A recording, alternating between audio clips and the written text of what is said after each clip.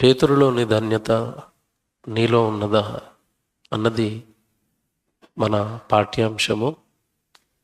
పేతురులోని ధన్యత నీలో ఉన్నదా, ఇది రెండవ భాగం. మొదటి భాగం మీలో కొద్దిమంది విని ఉండొచ్చు అని నేను అనుకుంటున్నాను. తమ్ముడు ముత్తు ఉంటున్న ప్రాంతంలో ఆ సభ పెట్టినప్పుడు దీని మొదటి భాగాన్ని చెప్పడం జరిగింది. దాని గురించిన వివరణ పైన మీకు జ్ఞాపకం చేసి రెండవ భాగంలోనికి వెళతాను.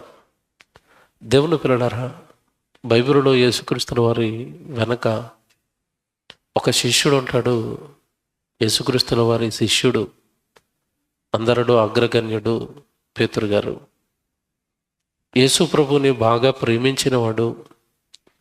యేసు ప్రభు చెప్పిన ప్రతి మాటను తృణీకరించకుండా చెప్పిన ప్రతి మాట నమ్మిన గొప్ప విశ్వాసిగా పేతురు గారు జీవితాన్ని మనం బైబిల్లో చూస్తాం. మధ్యలో చిన్న చిన్న ఆటుపోట్లకి విశ్వాసంలో సన్నగిల్లిన తరువాత ప్రాణాలకు తెగించి సేవను జరిగించిన గొప్ప సేవకుడిగా పేతురు గారి జీవితం బైబిల్లో మనకి కనబడుతుంది. దేవుని పిల్లలారా, మొదటి ప్రసంగంలో మీరు విన్నారు అన్నయ్య మాటల్లో, మనకి ముందటి తరాలలో బ్రతికిన భక్తుల జీవితాలను ధ్యానించినప్పుడు దేవుడి కొరకు బ్రతకడానికి మనకి మాదిరి దొరుకుతుంది.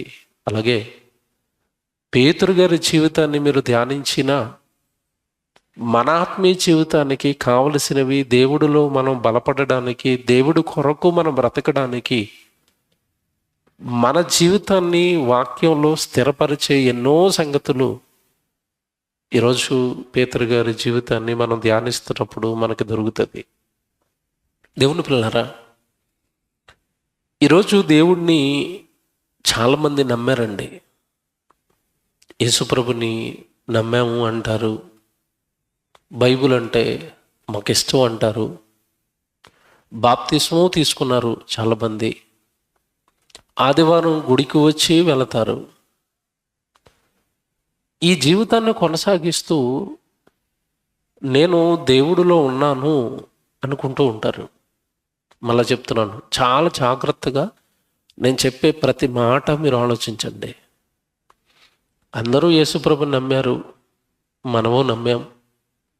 అందరూ బైబిల్ పట్టుకుని వస్తున్నారు, మనము బైబిల్ పట్టుకుని వస్తున్నాం. బాప్తిసం తీసుకున్నారు అందరూ, మనము తీసుకున్నాం. అందరూ రొట్టె ద్రాక్షాసం తీసుకుంటున్నారు, మనము తీసుకుంటున్నాం. ఇవన్నీ జరిగిస్తున్న మనం బైబిలు చదువుతున్నప్పుడు కానీ, ప్రసంగాలు వింటున్నప్పుడు కానీ, చదువున వాక్యాన్ని కానీ, వింటున్న ప్రసంగాన్ని కానీ ఎంతవరకు నమ్ముతున్నాం, ఎంతవరకు విశ్వసిస్తున్నాం అన్నది ప్రశ్న. అందరూ ఎవరికి వారుగా ప్రశ్నించుకోవలసిన ప్రశ్న ఇది. ఓకేనా? వింటున్న ప్రసంగం లేదా నేను బైబిల్ చదువుకున్నప్పుడు దేవుడు నాకు చెప్తున్న మాటలను నేను ఎంతవరకు నమ్మగలుగుతున్నాను, నేను ఎంతవరకు విశ్వసించాను, అది ఖచ్చితంగా నిజమండి, నేను అలా బ్రతకాలి అని వినబడుతున్న ప్రసంగాలకు మన హృదయం, ఎంతమంది హృదయం కదులుతుంది? హృదయం కదులుతుందా దేవుడి మాటలకు? లేదా ఆచారంగా గుడికి వెళ్ళాలి గనక, ఆదివారం తప్పదు గనుక ఏదో ఆడ గుడిలో కూర్చుని 4 మాటలు వింటున్నామా? లేదా వినబడుతున్న ప్రసంగం నా మార్పు కొరకు దేవుడు నన్ను ప్రేమించి చెబుతున్నాడు, ఆ వాక్యాన్ని నేను విశ్వసించాలి, నమ్మాలి, ఆ వాక్య ప్రకారం నేను బ్రతకాలి, అందుకు గుడికి వస్తున్నావా? ఆలోచించుకోవాలి. పేతురు గారండి మళ్ళాంటి వాడు కాడండి. యేసు ప్రభు చెప్పిన ప్రతి మాట సత్యం, నిజమని నమ్మేశాడు. ప్రభు నోట్లోంచి ఏ మాట వచ్చినా, ధర్మశాస్త్రంలో ప్రవక్తల నోట ఏ మాట వచ్చినా ఇది నిజం అనేవాడంతే.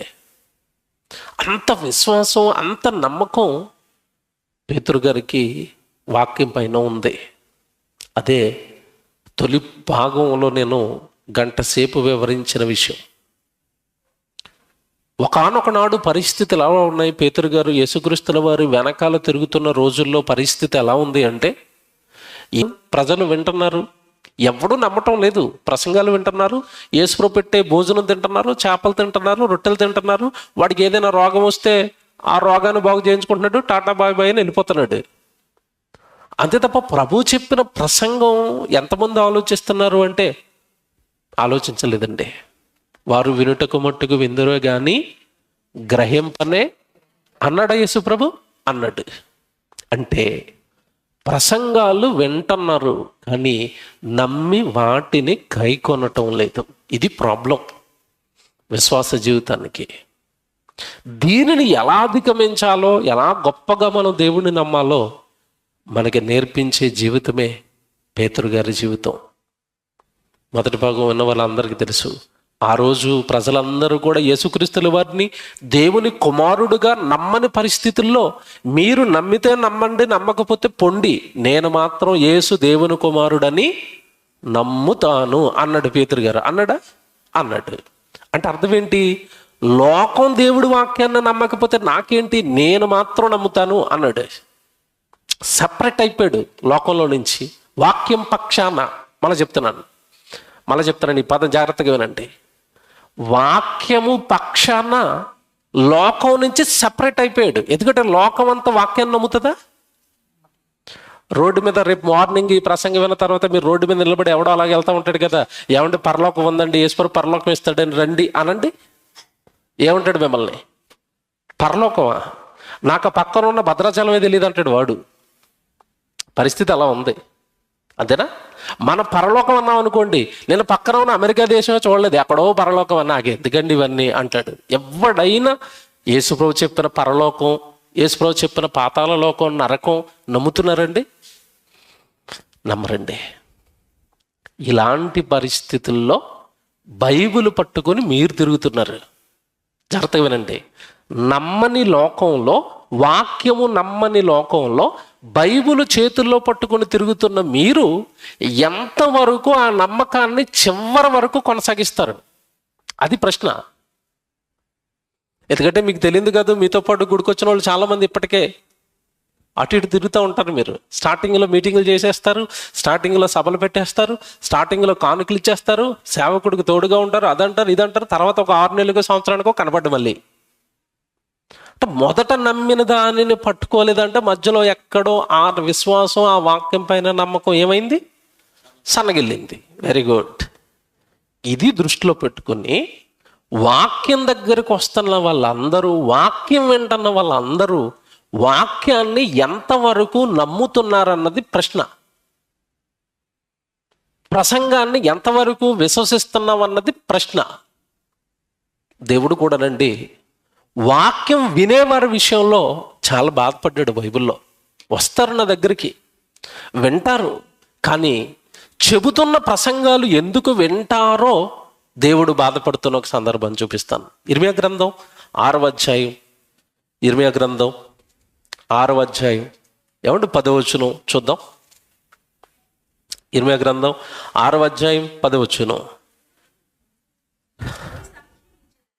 ఎవరికి సాక్ష్యం ఇచ్చేదనో వారు వినుటకు తమ మనసును సిద్ధపరచుకొనకపోయిరి గనుక వినలేకపోయిరి. జాగ్రత్తగా వినండి. సభకు వచ్చారట, ఆరాధనకు వచ్చారట, వాక్యం వినడానికి వచ్చారట, కానీ వాక్యం వినాలి అంటే మనిషి వచ్చి చైర్లో కూర్చుంటే సరిపోదు. మళ్ళీ చెప్తాను, జాగ్రత్తగా వినాలి. మీరు వచ్చి గుడిలో కూర్చుంటే సరిపోదు. మీ మనసు వాక్యం వినడానికి ఎలాగుండాలి?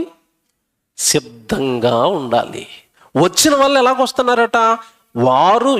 వారు వినుటకు తమ మనసును సిద్ధపరచుకొనరు గనుక వినలేకపోయిరి. చాలామంది వస్తారండి గుడికి. ఎలాగ వస్తారంటే భర్త ఫోర్స్ చేస్తూ ఉంటాడు, అమ్మ గుడికి వెళ్ళిపోదాం పద అంటే రాను అంటే ఈయన ఏమంటాడు అని పిల్లల్ని సంకలేసుకుని వస్తారు. వచ్చి వీళ్ళు ఒక గేమ్ ప్లే చేస్తూ ఉంటారు. వినడానికి సిద్ధంగా లేదు మనసు. ఆయన రమ్మన్నాడు కనుక వచ్చారు. అప్పుడు ఏం చేస్తారంటే పిల్లని అలా ఒళ్ళో కూర్చోబెట్టుకుని అది ఆడకపోయినా సరే చిన్నగా ఇలా గిల్లి ఏడిపిస్తూ ఉంటారు. ఎందుకు అది ఏడిస్తే ఎక్కడికి వెళ్ళిపోవచ్చు? రావడానికి వచ్చింది కానీ వినడానికి సిద్ధంగా ఉందా? లేదండి. కొంతమంది వస్తారు భక్తులు, వాళ్ళకి ఏ ఫోను రాదండి. వాక్యం వింటున్నప్పుడు ఆడు ఏదో మనసు కకలవికలం అయిపోతూ ఉంటుంది. దేవుడు నిన్ను చంపేస్తాడరా, నీ బతుకు బాగోలేదురా అంటూ కొడతా ఉంటే ఇదేట్రా నన్నే తిడుతున్నాడు, ఫోన్ హలో అనుకుంటే వెళ్ళిపోతాడు. చూసారా, ఫోన్ రాలేదు, ఊరికినే వస్తున్నారు కానీ వినడానికి మనసు ఎలా లేదట, సిద్ధం. ఏమంటే పంట వేయాలి అంటే రైతు ముందు పొలాన్ని ఏం చేయాలి? సిద్ధం చేయాలి కదండి, దున్నాలి కదండి, అందులో ఉన్న రాళ్ళన్నీ ఏరేయాలి కదండి. అప్పుడు కదా విత్తనాలు వేస్తే పంట వస్తుంది. అసలు నీ మనస్సును దేవుడి దగ్గరికి వెళ్తున్నాను, దేవుడు ఏం చెప్తాడో నేను వినాలి అని ఇంటి దగ్గర సిద్ధం చేసుకుని రాలేదు, సిద్ధపడి రావాలి. ఇప్పుడు ప్రసంగం చెప్పడానికి మేము ఏం చేస్తాం తెలుసండి? సిద్ధపడతాం, రాసుకుంటానే ఉంటాం, రాసుకుంటానే ఇంకేం చెప్పాలో కూర్చున్నప్పుడు అదే ఆలోచన. ప్రసంగం అయిపోయేంత వరకు అమ్మయ్య అని ఊపిరి పీల్చుకోవడానికి ఉండదు. ఇంకేదో చెప్పడం మిస్ అయిపోయేమో, దేవా ఇంకేదో పిల్లలకి చెప్పలేదేమో. సిద్ధం, చెప్పడానికి సిద్ధం, అలాగే వినడానికి కూడా ఏమవ్వాలి? సిద్ధపడాలి. స్వచ్ఛమైన మనస్సుతో దేవుడు ఈరోజు నాతో ఏం మాట్లాడతాడో అన్నట్టుగా రావాలి. అలా రాలేదట ప్రజలు, కనుక వారు వినలేకపోతున్నారట. సిద్ధమైన మనస్సు లేదు గనుక, సిద్ధపరుచుకోలేదు గనుక వినలేకపోయిరి. అప్పుడు చూడండి దేవుడు ఏమంటున్నాడు, ఇదిగో వారు యెహోవా వాక్యమందు సంతోషము లేని వారై దానిని తృణీకరించుదురు. దేవుడి వాక్యంలో ఏం లేదట, సంతోషం లేదట. ఎప్పుడైపోద్దో ప్రసంగం, ఇంటికి ఎలాగెళ్ళాలో, ఆటో దొరుకుతుందో లేదో, బస్ దొరుకుతుందో లేదో, వీళ్ళ చివరిలో ఏ భోజనాలు పెడతారో. చాలామంది ఇక్కడ కూర్చుంటారు కానీ బుర్రలు అవే రన్ అవుతూ ఉంటాయి. ఎదిగొచ్చాడో తెలియదు, వెళ్ళిపోయే తొందర. ఆటో ఉంటుందా, బస్సు ఉంటుందా, రైలు ఉంటుందా? ఒక రాత్రి ఇంటికి వెళ్ళకపోతే ఇల్లు ఏమైనా దొంగలు ఎత్తిపోతారా? దేవుడి సన్నిధిలో ఉండిపో, ఒకరోజు రాత్రంతా కూర్చుని ఇక్కడ ప్రార్థన చేసుకో, లేదా రాత్రంతా కూర్చుని ఇంకో ప్రసంగం చెప్పించుకో. ఏమంత తొందర? వాక్యమునందు వాక్యం వినడానికి వచ్చిన వారికి ఏముండటం లేదట, సంతోషం. దేవుని పిల్లరా, మీకు సంగతి చెప్పనండి. మీ జీవితంలో రెండు చెప్తాను, జాగ్రత్తగా వినండి. మీ జీవితంలో బాధపడిన సందర్భాలు ఎక్కువగా గుర్తుపెట్టుకుంటారా, సంతోషపడినవి ఎక్కువ గుర్తుపెట్టుకుంటారా? బాగా ఆలోచించండి. మీరు ఎక్కడో హ్యాపీయెస్ట్ మూమెంట్లు ఉంటాయి మీ జీవితంలో. రన్నింగ్ రేసులో అందరికంటే ఫస్ట్ మీరే వచ్చేసారు అనుకోండి, అదే సంఘటన, అది సంతోషాన్ని ఇచ్చేది. అది ఎంతమందికి ఎన్ని సంవత్సరాలు ఎన్ని రకాలుగా చెప్తారు మీరు? సంతోషాన్ని ఇచ్చే ప్రతి దాన్ని హృదయం ఏం చేస్తుంది? గుర్తుపెట్టుకుంటుంది. వాక్యాన్ని కూడా సంతోషంతో వింటున్నారనుకోండి, వాక్యం కూడా మదిలో గుర్తుంటుంది. ఎప్పుడైపోద్దా అన్నట్టు మొహం వికారంగా పెట్టుకుని విన్నాం అనుకోండి, వాక్యం ఎక్కుతుంది లోపలికి, వెళ్ళదండి. ఇప్పుడు దేవుడు ఏమంటున్నాడు చూడండి, వాక్యమునందు వారు సంతోషము లేని వారై దాన్ని తృణీకరించుదురు, కావున నేను యెహోవాను క్రోధముతో నిండి ఉన్నాను. చాలా మందికి తెలియని సీక్రెట్ ఏంటో తెలుసండి? దేవుడికి ఎవరి మీద కోపం వస్తుందో అసలు సీక్రెట్ చెప్పేశాడు. దేవుడు ఎవరి మీద కోపంతో రగిలిపోతాడో అసలు సీక్రెట్ చెప్పేశాడు. ఎవరి మీద రగులుతాడట? వాక్యాన్ని ఎవడైతే సంతోషముతో అంగీకరించటం లేదో వాడి మీద నేను ఎలాగున్నాను ఇప్పుడు? క్రోధం, కోపం. మీ పిల్లలు మీ మాట వినకపోతే పిల్లల మీద మీకు ఏమొస్తుంది? కోపం. వాక్యం వినకపోతే మన మీద దేవుడికి ఏమొస్తుంది? కోపం. చిన్న లాజిక్ మిస్ అయిపోరు చాలామంది. వాక్యం వినరు, ప్రార్థనలు చేస్తారు, కానుకలు ఇస్తారు, చివరిలో ఆశీర్వాద ప్రార్థనకు వస్తారు, మధ్యలో వాక్యాన్ని మిస్ చేసేస్తూ ఉంటారు. వాక్యం అవసరం లేదు మాకు. చాలా తప్పు చేస్తున్నారు, తప్పిది. వారు వాక్యమునందు సంతోషం లేని వారే దాన్ని తృణీకరిస్తున్నారు కనుక నాకు కోపం వచ్చింది, దానిని నేను అణుచుకుని నేను విసిగిపోయాను అంటున్నాడు. దేవుడు విసిగిపోతున్నాడట. ప్రజలకి చెప్పాలనుకున్న సంగతులు సరిగా వినని వాడొకడు, వినడానికి మనసును సిద్ధపరచుకోని వాడొకడు, ఒకవేళ విన్నా దాని యందు సంతోషపడని వాడొకడు, ఒకవేళ సంతోషపడినా ఆ విన్న వాక్య ప్రకారం బ్రతికిన వాడు మరొకడు. ఇన్ని రకాల వాక్యము పరిస్థితులు సమాజంలో ఉన్నవి. ఎలా పేతురు గారు ఆ రోజు ఎలా కనపడ్డాడు దేవుడికి అంటే, దేవా నువ్వే వాక్యం చెబితే అది నేను నమ్ముతాను తండ్రి, నువ్వు ఎలా బ్రతకమని వాక్యంలో రాస్తే అలా నేను బ్రతుకుతాను తండ్రి, నీ వాక్యమే నాకు మార్గం, నేను ఎవడి మాటలు పట్టించుకోను, నీ వాక్యం నాకు చెప్పు, నేను అలా బ్రతికేస్తాను అన్నట్టు. మీకు మాట చెప్పనండి, ప్రతి తరంలోనూ కూడా వాక్యాన్ని వింటారు కానీ నమ్మని వాళ్ళ సంఖ్య చాలా పెద్దది ఉంటుంది. అందులో మనం ఉండకూడదు. వింటున్న మనం ప్రతి మాట నమ్మాలి, వింటున్న మనం ప్రతి వాక్యాన్ని విశ్వసించాలి. అలా నమ్మని వారి జాబితా కూడా చూపిస్తాను బైబిల్లో. ప్రవక్తలందరూ చెప్పారు, యేసుప్రభు కోసం వస్తాడు, మీ రక్షకుడు, మీ కొరకు ప్రాణం పెడతాడు, ఆయనే మీ రక్షకుడు, నమ్మండి, మీ పాపాలు కడుక్కోండి, ఆయనే మీ మెస్సియ, ఆయనే మీ రాజు అని ప్రవక్తలు అందరూ చెప్పారండి. ఒక్కడు పట్టించుకోలేదండి. యేసుప్రభు చెప్పాడు, ఒరే బాబు మీ ప్రవక్తలు చెప్పింది నా గురించే, మీ మోషే చెప్పింది నా గురించే, మీ అబ్రహాం ఎదురు చూసింది నా గురించే, నేనేరా మీ రక్షకుడు అని యేసుప్రభు నోరు తెరిచి చెప్పిన యేసుప్రభు నమ్మారా చెప్పండి? నమ్మలేదండి. యేసు నమ్మలేదు, అపోస్తులు నమ్మలేదు. అపోస్తులు వెళ్ళిపోతూ కొంతమంది శిష్యులు తయారు చేశారు, ఫిలిప్పును కానీ స్టెఫను కానీ. ఈ తర్వాత పౌలు గారు, పేతురు గారు, వీళ్ళు ఎలాగైతే వాక్యం చెప్తున్నారో తర్వాత తరం కూడా వీళ్ళు కూడా వాక్యం చెప్తున్నారు. స్టెఫనును ప్రసంగం చేస్తున్నప్పుడు చంపేశారు. మీ అందరికీ తెలుసు, అపోస్తల కార్యాలు 7వ అధ్యాయంలో స్టెఫన్ని రాళ్లతో కూడా చంపేశారు కదా. అప్పుడు స్టెఫన్ ఏమన్నాడు తెలుసండి, మీరు నన్ను రాళ్లతో ఎందుకు కొట్టి చంపేస్తున్నారు అంటే, నేను వాక్యాన్ని చెబుతున్నాను, ఆ వాక్యం మీరు నమ్మలేక, ఆ వాక్యం మిమ్మల్ని బాధ పెడుతుంది గనుక మీరు నమ్మని అల్ప విశ్వాసులై మీరు నన్ను చంపుతున్నారు అన్నాడు. అపోస్తలుల కార్యాలు 7వ అధ్యాయం 51వ వచనం చూడండి. అపోస్తలుల కార్యాలు 7వ అధ్యాయం 51వ వచనం అండి. ముష్కరులారా, హృదయములను చెవులను దేవుని వాక్యమునకు లోబరచనల్లని వారలారా. ఆ పదం చూసారండి ఎలాగేసాడు? మీ హృదయములను చెవులను దేవుని వాక్యమునకు లోపరచటం లేదు, సరెండర్ అవటం లేదు. మీ హృదయం వాక్యానికి సరెండర్ అవటం లేదు, లొంగిపోవటం లేదు, లోబడటం లేదు. చాలా మంది దేవుడు చెప్తూ ఉంటాడు, ఒరే నువ్వు పాపం చేస్తున్నావురా, నువ్వు పాపం చేయకూడదురా, పాపం చేస్తే నరకానికి వెళ్ళిపోతావురా అంటే విన్నప్పుడు భయపడతాడండి. బయటికి వెళ్ళిన తర్వాత ఏమనుకుంటాడు తెలుసా, ఇలాంటి బోల్డ్ ప్రసంగాలు వింటున్నాను బాప్తీసం తీసుకున్నప్పటి నుంచి, చేస్తున్న పాపం చేస్తూనే ఉన్నాను, లోకంలో గడుపుతూనే ఉన్నాను, నాకు ఏం జరిగింది? ఆ వాక్యాలు అలాగే ఉంటాయి, నేను ఎలాగే పాపం చేస్తూ బ్రతుకుతాను. చూసారా, లోబరుచుకొని మార్పు తెచ్చుకోవలసిన వారు హృదయాన్ని కఠినపరచుకుంటున్నారు. ఆ రోజున్న సమాజాన్ని స్టెఫన్ గారు అలాగే హెచ్చరిస్తున్నారు. మీరు వాక్యానికి లోబడని, వాక్యానికి చెవలను, హృదయాన్ని లోపరచనొల్లని జనం, మీరు వాక్యాన్ని నమ్మని ప్రజలు మీరు అన్నట్టు అంటూ కింద ఏమంటాడు తెలుసండి ఆయన, ముష్కరులారా, హృదయములను చెవులను దేవుని వాక్యమునకు లోబరచనొల్లని వారులారా, మీ పితరుల వలె మీరును ఎల్లప్పుడూ పరిశుద్ధాత్మను ఎదిరిస్తున్నారు. వాక్యం మన దగ్గరికి ఎవరి వల్ల వచ్చింది చెప్పండి?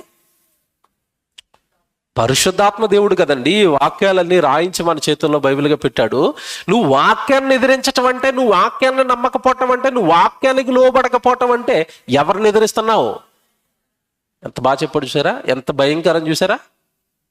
యేసుక్రీస్తుల వారికి విరోధంగా మాట్లాడు వాడికైనా పాప క్షమాపణ ఉంటుంది, కానీ పరిశుద్ధాత్మనికి వ్యతిరేకంగా మాట్లాడు వానికి ఈ యుగమందైనను రాబో యుగమందైనను పాప క్షమాపణ లేదు అంటే అర్థం ఏంటి తెలుసండి? పరిశుద్ధాత్మ దేవునికి వ్యతిరేకంగా మాట్లాడడం అంటే నువ్వు వాక్యాన్ని అంగీకరించకపోవటం, వాక్యాన్ని నమ్మకపోవటం, వాక్యంలో ఉన్నది విని నమ్మి భయపడి నీ హృదయాన్ని లోబరుచుకుని దేవుడికి నువ్వు ఇష్టడుగా మారకపోవటమే. ఇవేవి కూడానండి పేతురు గారిలో కనపడవండి. ప్రభు ఏది చెబితే అది నమ్మాడు. అమాయకుడు ప్రభు నీళ్ళ మీద నడిచేస్తుంటే నేను కూడా నడిచేస్తాను తండ్రి అన్నాడు. చూసారండి, యేసుప్రభు ఏది చేస్తే అది చేస్తానంటాడు. యేసుప్రభు ఏ ప్రసంగం చెప్తే అది నమ్ముతాడు. మంచి విశ్వాసి, మంచి భక్తుడు, మంచి నమ్మకస్తుడు దేవుడికి పేతురు గారు. కానీ మన విషయాలలో వాక్యాన్ని వింటున్నాం, కానీ ఆయన నమ్మినంత బలంగా, ఆయన నమ్మినంత గొప్పగా వాక్యాన్ని మనం నమ్ముతున్నామా? ఆలోచించండి. రెండో భాగం చెప్తానన్నాను కదండి. ఏంటి రెండో భాగం అంటే, వాక్యాన్ని అంత బలంగా నమ్మినందుకు పేతురు గారికి దేవుడు గొప్ప వరాలు ఇచ్చేశాడు. చాలా గొప్ప వరాలు అవి. అసలు భక్తులలో నిజంగా ఒక రకంగా ఆలోచిస్తే చాలా శ్రేష్టమైన వరాలు యేసుక్రీస్తుల వారు పేతురు గారికి ఇచ్చేశాడు. అవేంటో చూద్దాం. మత్తయి సువార్త 16వ అధ్యాయంలో మనం మొదటి భాగంలో జరిగిన సంఘటన దగ్గరకు వెళదాం. 16వ అధ్యాయం మత్తయి సువార్త. ఏమంటే 17వ వచనం ఒకసారి చదువుదాం. మత్తయి సువార్త 16వ అధ్యాయం, మత్తయి సువార్త 16వ అధ్యాయం 17వ వచనం. అందుకు యేసు, సిమోను బర్యోనా, నీవు ధన్యుడవు, పరలోకమందున్న నా తండ్రి ఈ సంగతి నీకు బయలుపరిచినే కానీ నరులు నీకు బయలుపరచలేదు. ఇది మనం చదవం. అంటే లాస్ట్ పార్ట్లో నేను చెప్పింది ఏంటంటే, దేవుడు పరలోకమందున్న దేవుడు బయలుపరుస్తున్న దైవ వాక్యాలను నమ్ముతున్నాడు తప్ప నరులకి రకరకాల అభిప్రాయాలు ఉన్నాయి. దేవుడి మీద కానివ్వండి, యేసుక్రీస్తుల వారి మీద కానివ్వండి, ప్రవక్తల మీద కానివ్వండి, భక్తి మీద కానివ్వండి, ధర్మశాస్త్రం మీద. బైబిల్లో కల్వరి అని ఒక పదం ఉంటుంది. ఇదేదో బాగుంది కదా అని సంఘానికి ఎట్టేశారు. ఆ కల్వరి అన్నది మన తెలుగు పదం కాదండి, అది గ్రీకు పదం. మీరు బైబిల్లో కల్వరి అన్న దగ్గర పుట్నోట్లో ఒకటేసి కింద దానికి అర్థం ఉంటుంది, కపాలమనబడే స్థలం. ఇప్పుడు సంఘం పేరు తెలుగులో చెప్పండి నాకు. కపాలమనబడే సంఘం ఎలాగుంది? ఎవడన్నా వెళ్తాడా తెలుగులో పెడితే? అమాయకులండి, వెళ్ళిపోతారు వేలు. అసలు సంఘానికి పేరు ఎట్టడమే తెలీదు. నా సంఘాన్ని కట్టాలి పేతురు, నీ సంఘాన్ని కాదు, పుర్రి సంఘాన్ని కాదు, కొండల సంఘాన్ని కాదు, లేదంటే ఇశ్రాయేలు పాత నిబంధనలో తిన్నారు కదా మన్నా, తిండి సంఘాన్ని కాదు, పండగ సంఘం పెంతుకోస్తు సంఘాన్ని కాదు, లేదా మనుషుల పేరుతో వచ్చిన లోదరణ సంఘాన్ని కాదు. ఇవన్నీ మనుషులు పెట్టుకున్నారండి. ఏ సంఘాన్ని కట్టాలట? ఎవడు బాధపడినా ఇది వాస్తవం. ఎవరైనా బాధపడినవ్వండి, వాళ్ళు ఏదో అంటున్నాం అనుకుని మళ్ళీ తిడతారు, నో ప్రాబ్లం అండి, ప్రభు కోసం మేము అన్ని తెగించి వచ్చాం. తిడతా ఉంటే మాకు మహదానందం. మిమ్మల్ని సరిచేయడానికి ప్రయత్నిస్తున్నాం, మీరు రివర్స్లో తిట్టారనుకోండి, మహదానందం. నా సంఘాన్ని కట్టాలి పేతురు, నా సంఘం కట్టు, నీ ఇష్టం వచ్చినట్టు పేరెట్టకు. అక్కడ అలాగే ఉందా బైబిల్లో? బైబిల్ చూడండి, అలాగే ఉందా? 18వ వచనం మళ్ళీ చదవండి. మరియు నీవు పేతురువు, ఈ బండ మీద నా సంఘం, నా సంఘం, నా ఇల్లు కట్టమన్నానండి. జాగ్రత్తగా వినండి. ఇవి సుధాకర్ గారికి ఒక 10 లక్షలు ఇచ్చి, అన్నయ్య నా పేరుతో ఇల్లు కట్టమన్నాను. ఇల్లు కట్టేసిన తర్వాత ఈయన కట్టిన ఇంటికి ఎవరి పేరెట్టాలి? డబ్బులు నేను ఇచ్చాను, స్థలం నాది, జస్ట్ కట్టమని ఇచ్చాను ఈయనకి. అప్పుడు ఈయన కట్టేసిన తర్వాత పేరు ఎవరు దెయ్యాలి? నాదెయ్యాలి. కింగ్ శ్రీని గారి ఇల్లు అండి ఇది. ఈయన పేరు వేసుకున్నాడు అనుకోండి, నేను ఏమంటాను చెప్పండి? ఒరే, రక్తం ఇచ్చింది నేను, ప్రాణం ఇచ్చింది నేను, సిలువలో ఆ దెబ్బలు తిన్నది నేను, ముళ్ళ కిరీటం పెట్టించుకున్నది నేను, నడ్డి మీద దెబ్బలు వేయించుకున్నది నేను, వాళ్ళ పాపాలు తీయడానికి నా రక్తం అంతా చివరి వరకు ఇచ్చేసింది నేను. సంఘాన్ని కడితే నా పేరు ఎట్టాలి కదరా, మీ పేరేటి పండగలని గొట్టలని నీ పేర్లు పెట్టుకున్నారు ఇట్లకి అంటాడా? అంటే యేసుప్రభు రెండో రకంలో. ఇప్పుడు అనలేండి, ఇప్పుడు అంతా సైలెంట్గా ఉంది కాబట్టి ఆవిడేం చేస్తున్నాడులే అనుకుంటున్నారు వీళ్ళు. గెట్ రెడీ, వస్తున్నాడు, సిద్ధపడండి, వచ్చేస్తున్నాడు, అడుగుతాడు ఇవన్నీ. అమాయకుడు అనుకున్నారు యేసుప్రభు. నా సంఘాన్ని కట్టంటే ఇష్టం వచ్చిన సంఘాలను కట్టుకుంటూ పోయారు. తప్పండి, చేయకూడదు అలాగా. మీకు తెలియకపోతే సరి చేసుకోండి. వాక్యాన్ని బట్టి మా మాటలు వినమంటారు. ఇప్పుడు మనం ఈ ప్రసంగం చెప్పామనుకోండి, అసలు నీ వయసు ఎంత, నువ్వు ఎప్పుడు బాప్తీసం తీసుకుని అంటారు మనల్ని. నన్ను చూడకయ్యా, నీకు ఒక నమస్కారం. నన్ను చూడకో, నేను చూపించిన వాక్యాన్ని చూడు. నన్ను చూడకో, నాతో ఏం పని నీకు? బైబిల్లో ఉందో లేదో చూసుకో, అలా ఉంటే నువ్వు సరి చేసుకో. దట్స్ ఇట్, అంతే. నేను చెప్తున్నది వాక్య విరుద్ధం అనుకో, కింద నువ్వు చెప్పు. ఏ సంఘానికి ఏ పేరు పెట్టినా పర్వాలేదు అన్నాడు దేవుడు బైబిల్లోనని. ఎక్కడైనా వేరే సంఘాల పేర్లుంటే బైబిల్లో రెఫరెన్స్లు పెట్టి కింద పెట్టో. ఎందుకంటే బైబిల్లో పత్రికల్లోకి వెళ్ళిపోయేసరికి అపోస్తలుడు పత్రికలు రాస్తూ కూడా క్రీస్తు సంఘములన్నీ మీకు వందనములు చెప్పుచున్నవి. వాళ్ళే సంఘాలు కట్టారు అపోస్తలులు, క్రీస్తు సంఘాలు. అందుకే వాళ్ళు వందనాలు చెప్పేటప్పుడు ఏమని చెప్పారు? వందనాలు క్రీస్తు సంఘములన్నీ మీకు వందనములు చెప్పుచున్నవి. కట్టింది అపోస్తులైన ఏ సంఘాలు కట్టారు? వాళ్ళు నా సంఘాన్ని కట్టమన్న యేసుక్రీస్తుల వారి వాక్యానికి హృదయాన్ని తలంచారు. వాళ్ళ పేర్లు పెట్టుకోలేదండి. దేవుని పిల్లరా, వాక్యము ఇంత జాగ్రత్తగా చదవాలి, ఆలోచించాలి, విశ్వసించాలి, నమ్మాలి. Very good. బైబిల్లోకి వెళ్ళి ఇప్పుడు పేతురు గారు, ఇదిగో మరియు నీవు పేతురువు, ఈ బండ మీద నా సంఘాన్ని కట్టాలి అన్నాడు. ఫస్ట్ దండి. అంటే పేతురు గారి ద్వారా తన సంఘాన్ని స్థాపించడానికి, తన సంఘాన్ని కట్టడానికి ఎన్నుకొన్నాడు పేతురు గారిని. నెంబర్ 1. రెండోది చూడండి, అక్కడ ఏముందో, మరియు నీవు పేతురువు ఈ బండ మీద నా సంఘమును కట్టుదువు, పాతాళలో ఒక ద్వారములు దాని ఎదుట నిలువనేరవని నీతో చెప్పుచున్నాను. 19. పరలోక రాజ్యము యొక్క తాళపు చెవులు. ఇది సెకండ్ దండి. ఒకటేమో సంఘాన్ని కడతామంటున్నాడు, నా సంఘాన్ని కట్టే అర్హత, భాగ్యము, హక్కు నీకిచ్చాను అన్నాడు. ఫస్ట్ది. రెండోది ఏంటి, అక్కడ పరలోక రాజ్యపు తాళపు చెవులు ఉన్నాయి, ఆ గుత్తి నీకు ఇచ్చేస్తాను పేతురు అన్నాడు. బా, పరలోక రాజ్యం అంటే సాక్షాత్తు దేవుని రాజ్యం, దేవుని సింహాసనం, దేవుడు పరలోకం. ఆ పరలోక రాజ్యానికి నిన్ను తీసుకువెళ్ళే తాళపు చెవులు, గుత్తి నీకు ఇచ్చేస్తాను. ఎవరికిచ్చాడు ఇప్పుడు? ఏంటి ఇవన్నీ? వాక్యాన్ని నమ్మినందుకు, వాక్యాన్ని విశ్వసిస్తున్నందుకు ఆయనకి దక్కుతున్నవి, ఆయనకి దేవుడు ఇస్తున్నవి చిన్నవా పెద్దవా? మీరు బాగా ఆలోచించండి. ఎంత పెద్దవండవి, ఎంత గొప్పవాడిని చేశాడండి పేతురు గారిని. మీకు ఒక మాట చెప్పనండి, నిన్ను నన్ను కూడా దేవుడు అంతే గొప్ప చేస్తాడు. కానీ అంత బలంగా నువ్వు వాక్యాన్ని నమ్ముతావా? That's it. నమ్ముతున్నావా? నీకున్నదంతా దేవుడికి ఇచ్చేయాలని బైబిల్లో ఉంటుంది. ఎంతమంది నమ్ముతారు? చేయొద్దండి. ఇక్కడ ఇప్పుడు లాక్ చేస్తాను మిమ్మల్ని. సేవకుడి పాదాల దగ్గర డబ్బు పెట్టారంటే సేవకుడు వాళ్ళు ఎంత ఉన్నతమైన స్థానం ఇచ్చారు. ఈరోజు విశ్వాసులు ఉంటారండి, 1000 రూపాయలు ఇచ్చినప్పుడు ఈయనేమైనా హడావుడి మీటింగ్ హడావుడిలా పేరు రాసుకోవడం మర్చిపోయాడు అనుకోండి, అంతే. ఇక ఈయన దగ్గరకు వచ్చి చెప్పరు, ఇంకా సంఘంలో స్టార్ట్ చేస్తారు నెమ్మదిగా. నేను 1000 రూపాయలు ఇచ్చాను, నా పేరు రాయలేదు అంటే ఆయన జోబులు వేసేసుకున్నాడు, ఏదో వాడేసాడు. దేనికి? 1000 ఇచ్చారా, ఇల్లు ఇచ్చారా? మళ్ళీ అడుగుతున్నాను, 1000 ఇచ్చారా, ఇల్లు ఇచ్చారా? ఇల్లు అట్టుకొచ్చి పాతాల దగ్గర పడేస్తే 1000 ఇచ్చండి 4 సార్లు చెప్పాలా, పలానా పేరు, పలానా పేరు, పలానా పేరు. ఆ 4 సార్లు అందరిలో ఇంటిగానే అమ్మయ్య నా పేరు వచ్చింది. చూసారండి, భక్త ఇది. బాగా ఆలోచించండి. భక్త. యేసుక్రీస్తుల వారు బ్రతుకున్న కాలంలో ఒక మాట చెప్పాడు. అపోస్తులు అన్ని విడిచిపెట్టి యేసు వెనకాల తిరుగుతున్నారు కదండి. ప్రభువా, మేము సమస్తమును విడిచిపెట్టి నిన్ను వెంబడిస్తున్నాం కదా, మాకేం దొరుకుతాయని అడిగేరాళ్ళు పాపం. అమాయకులు కదండి, అప్పటికి ఇంకా పూర్తిగా వాక్యం నేర్చుకోలేదు. అప్పుడు యేసుప్రభు చెప్పిన మాట, నాయనా మీరు అన్ని విడిచిపెట్టి నన్ను వెంబడిస్తున్నారు కదా, మీరు భూమి మీద ఇండ్లైనను, పొలములైనను, భార్యలైనను, భర్తలైనను, అన్నదమ్ములైన మీరు ఏం పోగొట్టుకున్నా సరే దానికి 100 రెట్ల ఫలాన్ని మీరు పరలోకంలో పొందుకుంటారు అన్న ఆ మాట యేసుప్రభు చెప్పింది. అపోస్తులను విశ్వసించారు. అపోస్తుల ప్రసంగాలు విని ఆ రోగికి డబ్బులు ఇవ్వండి అంటే ఎంతమంది మనం ఇంట్లో ఉన్న డబ్బులు తెచ్చి సరిపడా వ్యక్తి లోపం లేకుండా దేవుడి కార్యక్రమాలకి మీరు ఎంతమంది ఇస్తారు చెప్పండి? మొత్తం ఇమ్మని అనటం లేదు, అంత విశ్వాసం మనకెక్కడది. మనది ఇంకా ఆవగింజ టైపు చిన్నది. ఆవగింజ ఎంత ఉంటుంది?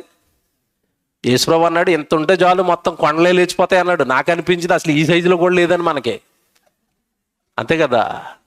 మనకి ఈ సైజు కూడా డౌట్ అండి. ఆవగింజని 1000 ముక్కలు చేసి అందులో ముక్కట్టుకొచ్చి ఇది మా విశ్వాసం బాబు, ఎందుకంటే ఆవగింజ అందుంటే చాలా చేస్తామట, ఆ సైజు కూడా లేదేమో డౌటే. బాగా ఆలోచించండి మీరు. విశ్వాసం నీకు వినబడుతున్న దేవుడి మాట పైన నీకు ఎంత నమ్మకం కలుగుతుంది, దట్స్ ఇట్. నేను ఒక మంచి ప్రసంగం అండి ఇది. ఏమండి, మీరు జీవితకాలం మీరు విశ్వాసాన్ని కోల్పోయిన ప్రతిసారి ఈ ప్రసంగం ఎట్లా ఉంటుంది మళ్ళా వినండి, మళ్ళా రీఛార్జ్ అవుతారు మీరు, మరలా పొందుకుంటారు ఆ జీవాన్ని. నేను ఎంతవరకు నమ్ముతున్నాను దేవుడి మాటల్ని. ఈ లోకం అశాశ్వతమని, చుట్టూ ఉన్న మనుషులు అశాశ్వతమని, 60-70 ఏళ్ళ చిన్న జీవితం అని, చచ్చిపోతే ప్రాణం పోతే. ఏమంటే ఈరోజు మనుషులు ఒంటి నిండా రోగాలండి, ఎవరి ప్రాణం ఎప్పుడు పోతుందో కూడా తెలియని పరిస్థితులు. ఎంతటి భయంకరమైన పరిస్థితుల్లో కూడా నేను వాక్యం నమ్ముతాను, దేవుడి కొరకు బ్రతుకుతాను, పరలోకం వెళ్ళిపోతాను, చావు వస్తే నెక్స్ట్ నేను రెడీగా ఉన్నాను, లేదా రేపు యేసుక్రీస్తుల వారు 2వ రాకడ జరిగిపోతే నేను సిద్ధం అనుకునే విశ్వాసులు ఈ రోజు ఎక్కడున్నారు చెప్పండి? ఎక్కడున్నారు? ఏదా భక్తి, ఏదా విశ్వాసం? విశ్వసించాడు గనుక ఈ ప్రపంచంలో ఎవ్వరికి రెండు భాగ్యాలు ఇస్తున్నాను ఆయన. పేతురు, నువ్వు నా సంఘాన్ని కడతావు. రెండోది, పరలోక రాజ్యపు తాళపు చెవులు గుర్తు నీకు ఇస్తాను. నువ్వు ఎవడికి ఇస్తావో వాడే ఎక్కడికి వస్తాడు? పరలోకానికి వస్తాడు. చిన్న మాట అండి ఇది, అసలు చిన్న మాట కాదండి. ఇప్పుడు ఈ రెండు, పరలోక రాజ్యపు తాళపు చెవులు ఇస్తానన్న సంగతి కానీ, నీవు నా సంఘాన్ని కడతావన్న సంగతి కానీ పేతురు గారి జీవితంలో నెరవేరలేదా? నెరవేరాయా? మాట ఇచ్చింది ఎవరు అక్కడ? యేసు. ఒక్కసారి మాట ఇచ్చాడంటే ఆ మాటకి ఆకాశం భూమి గతించినా కానీ ఆయన మాటలు ఏవి కూడా గతించవు. పేతురు, నిన్ను గొప్ప చేయబోతున్నాను, సంఘాన్ని కడతావు అన్నాడు. అంతేనండి, సంఘాన్ని కట్టాడా? అపోస్తుల కార్యాలు 2వ అధ్యాయం, మీరు చాలాసార్లు చదివారు కానీ ఇప్పుడు మంచి మాట చూపిస్తానండి. అక్కడ అపోస్తుల కార్యాలు 2వ అధ్యాయం 40వ వచనం ఒకసారి మీరు చూడండి. 44 చూద్దాం, లేదంటే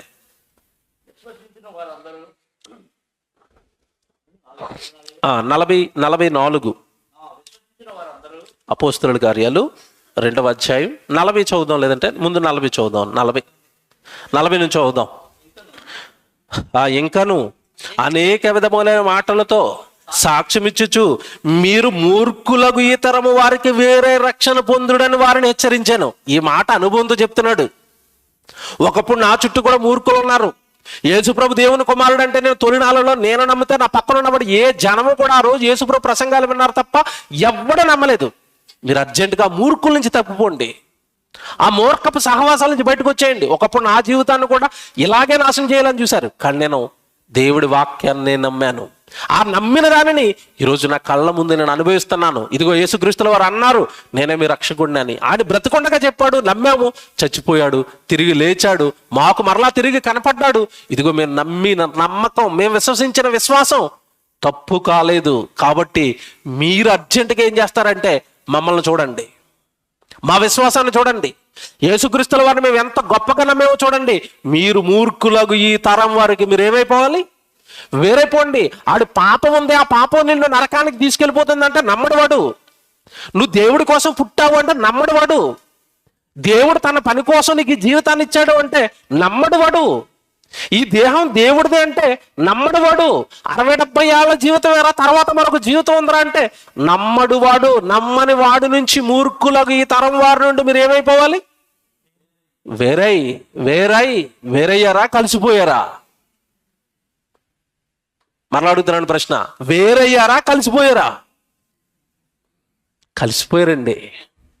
ఎలా కలిసిపోయారో ఒక ఉదాహరణ చెప్తాను. టక్కమని లైట్లు వెలుగుతాయి, మీకు లైట్లు వెలుగుతాయి. క్రైస్తవ యవనస్తులు, ఒరే మీరు మాదిరిగా ఉండాలి సంఘానికి అని బైబిల్లో దేవుడు రాశాడు. క్రైస్తవ యవనస్తుడు సంఘానికి ఎలా ఉండాలి?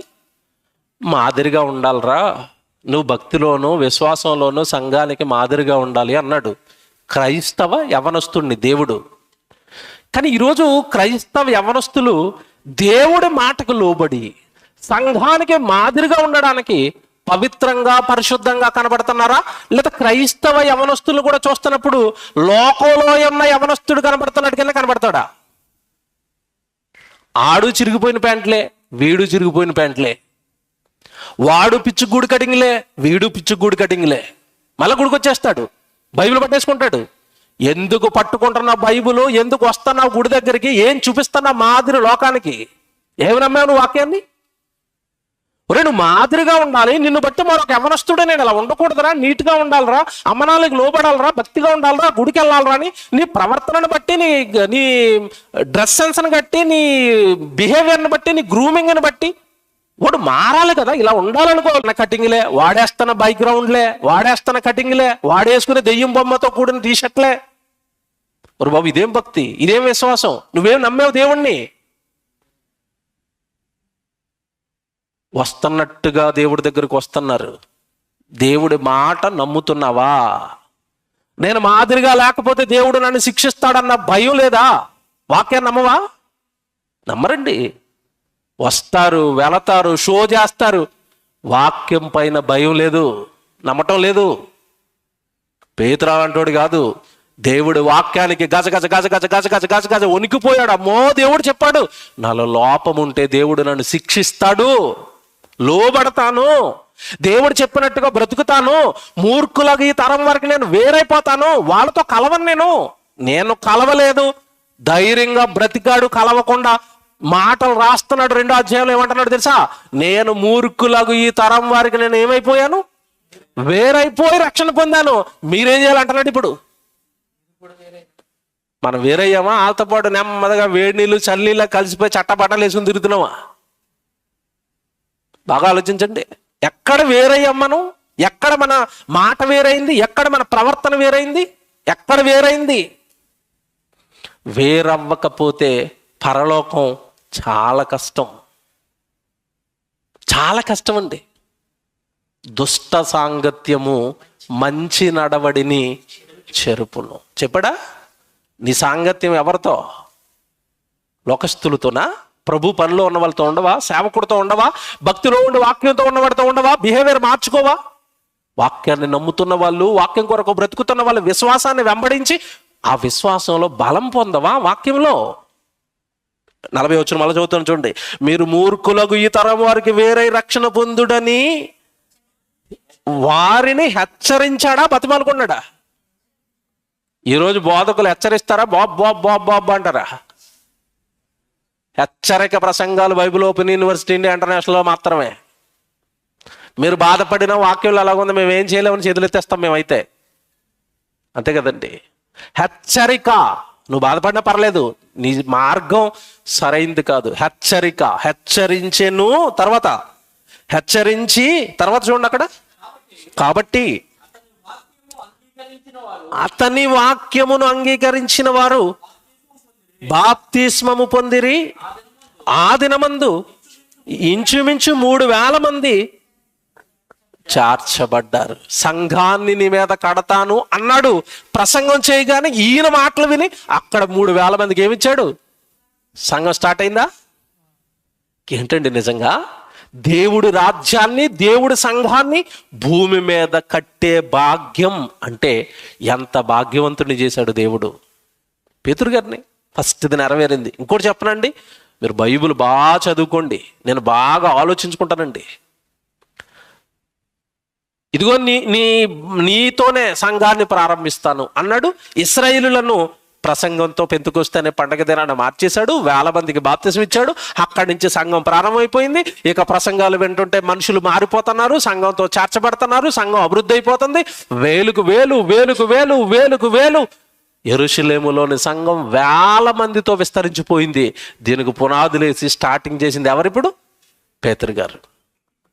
ఇది ఇలా కొనసాగుతున్న టైంలో దేవుడు పేతురు గారికి మరొక సువర్ణ అవకాశం, మంచి అవకాశం ఇచ్చాడండి. నిజంగా ఆశ్చర్యపోయాను నేను. ఏంటి అవకాశం అంటే, నాయనా యూదుల్ని ఇశ్రాయేల్ని ఎలాగో సంఘం కట్టావు, మార్చావు, నేను ప్రవక్తల కాలం నాటి నుండి కూడా అన్యజనులను రక్షించాలనుకుంటున్నాను నాయన. నా మదిలో అన్యజనులు కూడా నా పిల్లలే కదా, వాళ్ళకి దేవుడు వాక్యం తెలియాలి కదా. వాళ్ళు ధర్మశాస్త్రం లేక, వాక్యం లేక దూరస్తులైపోయి, నేను ఏం ప్రసంగాలు చెప్పానో తెలీదు, ప్రవక్తలు ఏ మాటలు చెప్పారో తెలీదు, వాళ్ళ బ్రతుకులన్నీ కూడా చీకట్లో ఉండిపోయింది నాయన, కొంచెం నువ్వు అన్యజనులను కూడా రక్షించాలి అని మొదట ఎవరితో చెప్పాడు తెలుసండి దేవుడు? పేతురు గారితోనే. పౌలు గారు తర్వాత వచ్చారు. పేతురు గారికి సడన్ గా ఒక దర్శనం చూపించాడు దేవుడు. ఏం దర్శనం? అపవిత్రమైన జంతువులను, కొన్ని జంతువులు ఉన్నాయి ఇశ్రాయేలుకి, అవి తినొద్దని చెప్పాడు దేవుడు ధర్మశాస్త్రంలో. అవి దర్శనంలో చూపించి పేతురుతో అంటున్నాడు, పేతురు ఇవి నువ్వు తిను అన్నాడు. ఉలిక్కి పడిపోయాడండి పేతురు గారు. అయ్యో ప్రభువా, నీ వాక్యాన్ని ఎప్పుడైనా నా జీవితంలో మీరానా? నువ్వు తినొద్దన్న అపవిత్రమైన జంతువుని ఏనాడైనా నా నోట్లోకి మాంసం ముద్దగా పర్లేదులే ఈసారి కానీ ఏదైనా పిల్లో నక్కనో వేసేసానంటే నేను వేసిన వాడిని కాదు ప్రభువా. నీ వాక్యానికి లోబడి ఏ అపవిత్రమైన జంతువుని కూడా నువ్వు తినొద్దని ధర్మశాస్త్రంలో చెప్పినందుకు నేను ఏనాడు వాక్యాన్ని మేరలేదు, నువ్వు తినొద్దన్నవి నేను తినలేదు. ఇదేంటి దర్శనంలో కనబడే ఆ అపవిత్రమైన జంతువులను తినమంటున్నవేంటని కలత చెందిపోతున్నాడండి. ఏం అర్థం అవటం లేదు. ఈలోపు కొర్నేలి ఇంటి దగ్గర నుంచి మనుషులు వచ్చారు. కొర్నేలి అనే అన్యజనుడిని దేవుడు రక్షించాలనుకుంటున్నాడు. అతను అన్యజనుడిని రక్షించడానికి, అతనికి వాక్యం చెప్పడానికి ఎవరిని పంపించాలి అంటే పేతురు గారిని పంపించాలి. ఈయన డైరెక్ట్గా వెళ్ళమంటే అన్యజనుల ఇంటికి వెళ్ళి వాక్యం చెప్తాడా? చెప్పడు. ఎందుకు? వీళ్ళు ఎవరు? యూదులు. అసలు అన్ని జనులతో వీళ్ళకి సాంగత్యమే లేదు. అలాంటప్పుడు ఎందుకు వెళ్తాడు? వెళ్ళడు గనక ముందు ఈ దర్శనం ఇచ్చి, ఇదిగో అన్ని జనులు కూడా నేను రక్షించాలనుకుంటున్నాను, అందుకే అపవిత్రమైన జంతువులను తినమన్న దర్శనాన్ని నేను నీకు ఇచ్చాను. అప్పుడు సీన్ అర్థమైంది. అమ్మో, అన్ని జనులను రక్షించడానికా దేవుడు నాకు ఈ దర్శనం ఇచ్చాడని కొర్నేలి ఇంట నుండి వచ్చిన మనుషులతో వెళ్ళిపోయాడండి. కొర్నేలి చాలా భక్తిపరుడండి. కొర్నేలితో పాటు తన బంధువులు, స్నేహితులు, మొత్తం ఇంటి నిండంతా కూడానండి అన్ని జనులను నింపేశాడు. కొర్నేలి నింపేసిన తర్వాత వెళ్ళిపోయాడు పేతురు గారు వాక్యం చెప్పడానికి. వాక్యం చెప్పేశాడు, ఇదిగో యేసుక్రీస్తుల వారు అందరికీ ప్రభువు, నజరేయుడని యేసుని ఇగో యూదులు చంపేశారు, ఆయనే మీ రక్షకుడు, ఆయనే మీ పాపాలు తీస్తాడు, అనుజనులారా యేసు ప్రభు అంటే ఎవరో దూరస్తుడు అనుకోకండి, ఆయన ఇశ్రాయేలుకే కాదు అందరికీ ప్రభువు అన్నాడు. ఆ మాట మన వాళ్ళు గోళ్ళ మీద రాస్తూ ఉంటారు, చర్చి గోళ్ళ మీద. ఆ సందర్భంలోనే ఉంటుంది అది 10వ అధ్యాయంలో. యేసుక్రీస్తు అందరికీ ప్రభువు అని అన్ని జనులకు పేతురు గారు చెప్తున్న ప్రసంగంలోని మాట అది చెప్పాడు. చెప్పిన తర్వాత అక్కడ ఉన్న అన్ని జనులు అందరూ మారిపోయారు, భయపడిపోయారు. వెంటనే పరిశుద్ధాత్మ దేవుడిని ఇచ్చేశాడు అన్ని జనుల మీదకి. పరిశుద్ధాత్మ దేవుడు ఎప్పుడైతే వాళ్ళ మీదకి దిగాడో వెంటనండి పేతురు గారు, ఇదిగో మనలాగే పరిశుద్ధాత్మను పొందుకున్న ఈ అన్ని జనులు కూడా బాప్తిస్మానికి అర్హులే అని అక్కడికక్కడండి కొర్నేలి ఇంట అన్య జనులందరికీ కూడా బాప్తిస్మం ఇప్పించేశాడు. అంటే ఒక పక్క యూదులను, మరో పక్క అన్ని జనులను సంఘములోనికి చేర్చిన ఘనత దేవుడు ఎవరికిచ్చాడు? ఎంత గొప్పని చేశాడండి. చిన్న విషయాలా నేను మాట్లాడుతున్నాను, మీరు ఆలోచించండి. చిన్నవా? అపోస్తుల కార్యాలు ఆ మాట చూస్తారు ఎంత బాగుంటుందో. 10వ అధ్యాయం 44 చూడండి. అపోస్తుల కార్యాలు 10వ అధ్యాయం 44. పేతురు ఈ మాటలు ఇంకనూ చెప్పుచుండగా అతని బోధ విన్న వారందరి మీదకి పరిశుద్ధాత్మ దిగాను. ఎవరి బోధ? పేతురు బోధ. పేతురు నువ్వు మాట్లాడు, నువ్వు మాట్లాడితే మారిపోతారు, నువ్వు మాట్లాడితే ప్రజలు మారిపోతారు, నీ మీద సంఘాలను కట్టేస్తాను. నువ్వు ఎందుకంటే నా మాట నమ్మినోడు ప్రసంగం చెప్తే అదిరిపోద్దండి. వాక్యాన్ని నమ్మినోడు ప్రసంగం చెప్తే అదిరిపోద్ది. అందుకే చూడండి జయశాలి గారి ప్రసంగాలు ఎలాగుంటాయి. శాస్త్రవేత్తలారా మిమ్మల్ని అందరినీ ఏడంకాల కింద తొక్కేస్తారంటే కింద ఉన్న వాళ్ళకి ఈ రేటో అనుకుంటారు. సబ్జెక్ట్ ఉంది అతని దగ్గర. ఏ శాస్త్రానికి తెలియని సంగతులు బైబిల్లో ఉన్నాయని ఆయన బాగా చదివి విశ్వసించి ఎవడొచ్చినా ఓడించేస్తానని కాన్ఫిడెన్స్తో ఆయన మాట్లాడుతుంటే కింద అప్పుడే కూర్చుని వెంటనే వాడికి ఆ డైలాగ్ ఎలా ఉంటుంది చెప్పండి. ఈయన విశాఖపట్నంలో పుట్టి డిగ్రీ చదువుకుని శాస్త్రవేత్తలు ఓడించేస్తాడా ఏంటో? అంతే కదండి. ఏమీ తెలియనోడికి అయోమయం కదా. విశ్వసించినోడికి ఎలాగుంటుంది? ధైర్యం.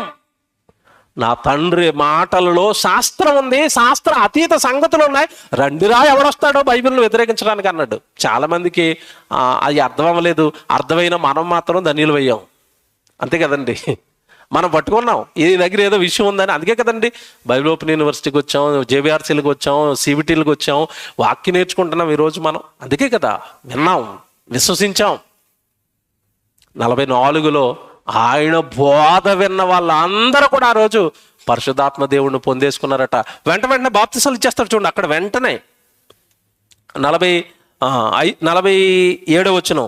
అందుకు పేతురు 47వ వచనం అండి. అందుకు పేతురు, మనవలే పరిశుద్ధాత్మను పొందిన వీరు బాప్తిస్మ పొందుడికి ఎవడైనా వీళ్ళకు ఆటంకము కలగజేయడాన్ని చెప్పి క్రీస్తు యేసు నామమందు వారికి బాప్తిస్మము పొందవలనని ఆజ్ఞాపించను. తర్వాత కొన్ని దినముల తన యొద్ద ఉండుమని వారు అతనిని అన్ని జనులందరికీ బాప్తిస్మం ఇచ్చేశాడు.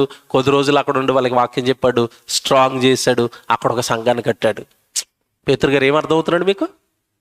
వాక్యాన్ని నమ్మినందుకు, విశ్వసించినందుకు ప్రపంచంలో ఎవ్వరు చేయని ఘనమైన కార్యక్రమాలు పేతురు గారితో దేవుడు చేయించుకున్నాడు. ఎవడు మీరు నేను ఇలా ఉండిపోవడానికి గల కారణం ఏంటో తెలుసా? బైబిల్లో రాయబడిన వాక్యాలను మనం సరిగా నమ్మకపోవటం వల్ల అండి, విశ్వసించకపోవటం వల్ల. వేద విధవరాలు ఎవడి కానుకలు పెట్టులో కానుకేసిందట. ఎంత వేసింది చెప్పండి? ఎంత వేసిందని అడుగుతున్నాను. ఎంత వేసింది? 2 కాసులు. మన భాషలో మాట్లాడుకుందాం, 2 రూపాయలు వేసింది. మీరు నేనైతే 2 రూపాయలు చూసి ఏమంటాం చెప్పండి? ఏటో మరి పేదవాడు పాపం ఏం చేస్తాం అంటాం. యేసుప్రభువు అన్నాడు అలాగా? ఆ 2 కానుకలు వేసినప్పుడు ఒక్కసారి చూశాడు. యేసుప్రభు అనగానే ఆంతర్య బ్యాక్ ఏం జరుగుతుందో తెలిసిపోద్ది ఆయనకి. ఇంటికి వెళితే తినడానికి తిండి లేదు. ఆ 2 రూపాయలతోనే ఆవిడ జీవనం ఉంది. తినడానికి తిండి ఆ 2 రూపాయలతోనే. అవి కూడా పట్టుకొచ్చి చేసేసింది. అంటే ఆవిడ ఒక వాక్యాన్ని నమ్మింది. ఏ వాక్యం? బాగా ఆలోచించి చెప్పండి. ఏ వాక్యాన్ని నమ్మింది చెప్పండి. ఎంతకాలం నుంచి బైబిల్ చదువుతున్నాగా ఏ వాక్యాన్ని నమ్మింది?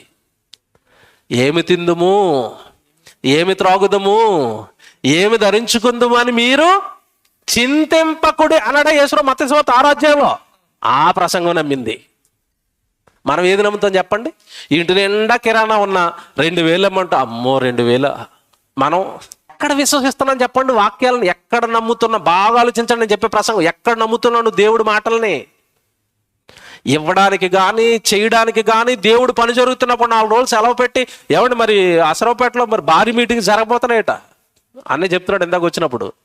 అది చాలా పెద్ద పని. మీలో ఎంతమంది సెలవు పెట్టి 10 రోజులు పని చేస్తానని ఎవరు చేస్తారు?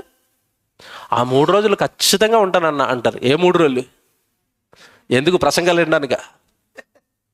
ముందు 10 రోజులు పని చేస్తే కానీ అవ్వదు. ఎంతమంది సెలవు పెట్టి పనికి వస్తారు? ఎంతమంది మీ కష్టార్జితాన్ని ఎప్పటి నుంచో కూడగొట్టుకుని ఆ మీటింగులకు ఘనంగా గొప్పగా ఎలా జరిగిస్తారు? చూసారండి, ఇవన్నీ విశ్వాసం. నేను ఒక పెద్ద దైవ కార్యక్రమం ముందుకు వచ్చేసింది, నేను ఇవ్వాలి, నేను వెళ్ళాలి, ఇప్పటి నుంచే సిద్ధపడటం. ఇవన్నీ కూడానండి భక్తికి విశ్వాసానికి సంబంధించినవి. నమ్మాడు పేతురు గారు, గొప్పవాడిని చేశాడు దేవుడు. ఇంకో 2వ వారం ఏంటి చెప్పండి? ఇటు అనుజులను నడిపించాడు, ఇటు ఇశ్రాయేలును నడిపించాడు, సంఘాలను కట్టాడు, సేవకుడు అయిపోయాడు, సేవ చేస్తున్నాడు. 2వ వారం ఏంటి చెప్పండి? పరలోక రాజ్యపు తాళపు చెవులు నీకు ఇస్తాను. ఇచ్చాడా తాళాలు? సంఘాన్ని కడతానన్నో కట్టేశాడు. తాళాలు ఇచ్చాడా? ఇవ్వలేదా? ఇస్తాను అన్న తర్వాత ఇవ్వకుండా మానేస్తాడా? ఇచ్చాడండి. ఆ తాళాలు ఏంటో తెలియక ఆర్సీఎంలో పోపు గారు అంటున్నారట, పేతురు గారికి ఇచ్చిన తాళాలు పేతురు గారు వెళ్ళిపోతే నా దగ్గర ఉన్నాయి, పేతురు గారు నాకు ఇచ్చి వెళ్ళిపోయాడు, ఎవరికైనా పరలోకం కావాలంటే తాళం ఇస్తాను, 1,00,000 కట్టుకుని రండి అంటున్నాడట. ఇది ఎలాగొంది చూడండి. వాక్యం తెలియని అమాయకులు ఏమనుకుంటారు? అవునండి, తాళాలు గుర్తి పేతురు గారికి ఇచ్చాడు. మరి పేతురు గారు వెళ్ళిపోతే తాళాలు ఎవరికి ఒకరికి ఇవ్వాలి కదా, మా పోపు గారికి ఇచ్చారట. వీళ్ళు ఎంత అమాయకులు చూడండి. ఏంటి ఇంతకీ ఆ తాళాలు? Bible answer to the Bible. తాళాలు ఏంటో చూద్దామా? లూకాసు వార్త 11వ అధ్యాయానికి రండి. ఆ రోజు శాస్త్రులు పరిచయుల్ని ఏమండి తిడతన్నాడు యేసుప్రభు. 52వ వచనం చూద్దాం. లూకాసు వార్త 11వ అధ్యాయం 52వ వచనం.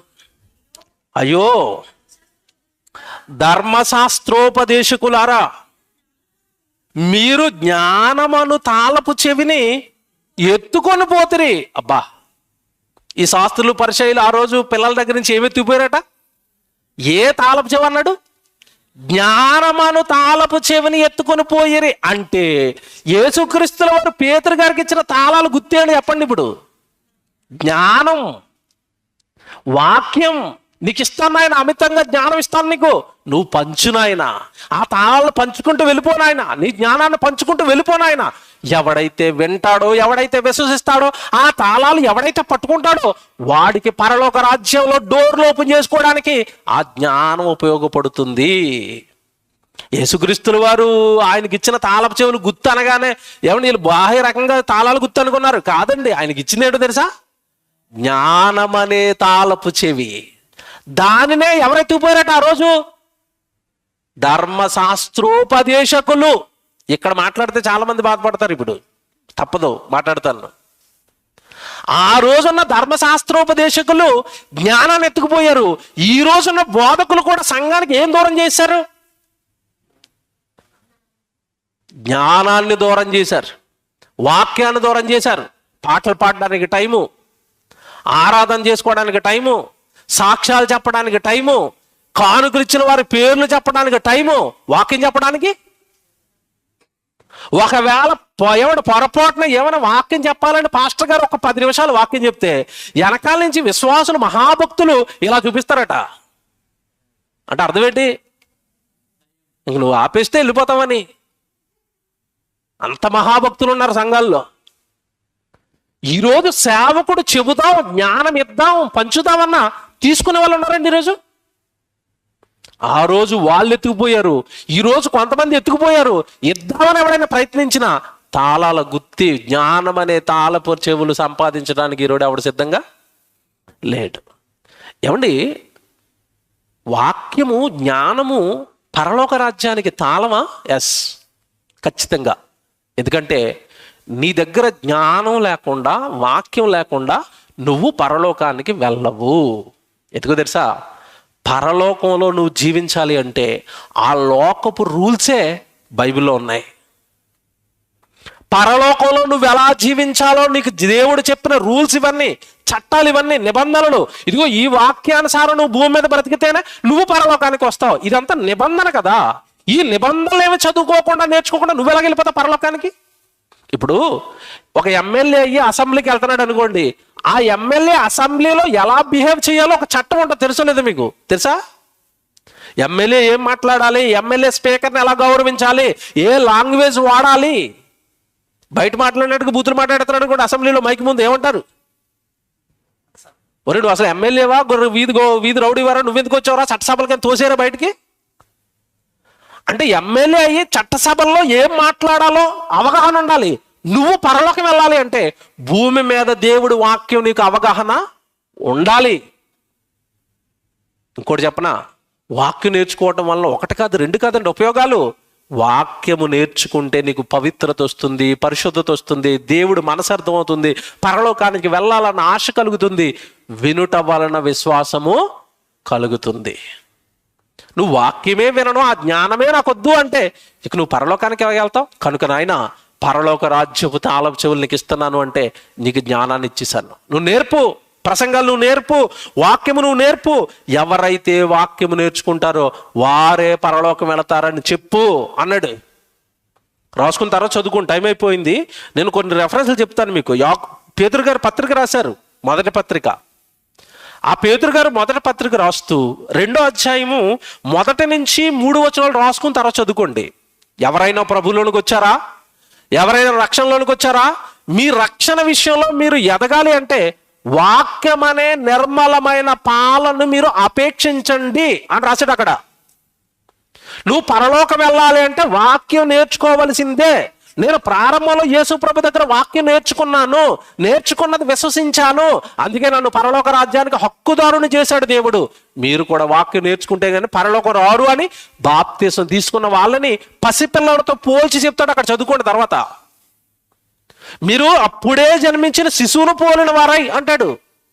మీరు చిన్న చిన్న శిశువులు ఇప్పుడు దేవుళ్ళలో. మీరు ఎదగాలి అంటే నిర్మలమైన వాక్యం అనే పాలు త్రాగండి అన్నాడు. ఇవన్నీ కూడానండి నేను నా ప్రసంగం మీరు విన్న తర్వాత పేతురు గారు మొదటి పత్రిక, 2వ పత్రిక చదవండి. పేతురు గారు మీకు ఇంకా చాలా బాగా అర్థమవుతాడు. అనుభవంతో రాస్తున్నాడు ఇవన్నీ. ఒకప్పుడు ఈ ధన్యతలో దేవుడు నన్ను నిలబెట్టడానికి గల కారణం వాక్యము నేర్చుకున్నాను, వాక్యాన్ని విశ్వసించాను. నా పిల్లలారా, క్రైస్తవులారా, మీరు కూడా పసిపిల్లలు, దేవుళ్ళు బాప్తీసం తీసుకున్న వాళ్ళు, మీరు ఎదగాలి అంటే జ్ఞానం నేర్చుకోండి, ఆ తాళపు చెవులు సంపాదించండి అంటాడు. చాలా మాటలు చెప్పాడు. మొదటి పత్రిక చదువుతారా, 2వ పత్రిక చదువుతారా, ఈ పత్రికలు అన్నట్లో కూడా ఇవే ఉంటాయండి. మీకు మాట చెప్తానండి, వాక్యం నేర్చుకోకపోతే ఎంత ప్రమాదం ఉందో తెలుసండి.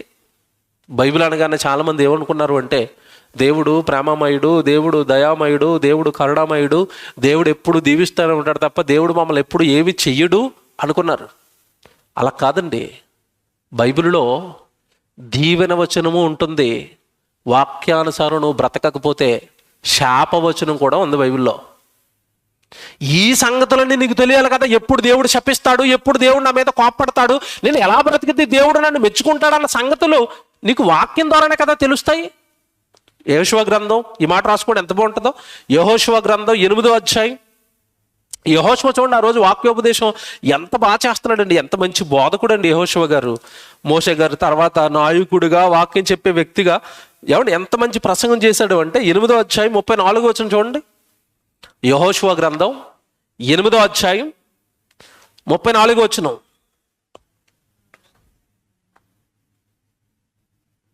యెహోషువ గ్రంథం 8వ అధ్యాయం 34 వచనం, ఆ ధర్మశాస్త్ర గ్రంథములో వ్రాయబడిన వాటన్నిటిని బట్టి, ఆ ధర్మశాస్త్ర వాక్యములు అన్నిటినీ, ఇది పదమంటలు ఏం చేసుకోండి, కొన్ని కాదు అన్నిటినీ అనగా అనగా దాని దీవెన వచనమును దాని శాపవచనమును చదివి వినిపించెను.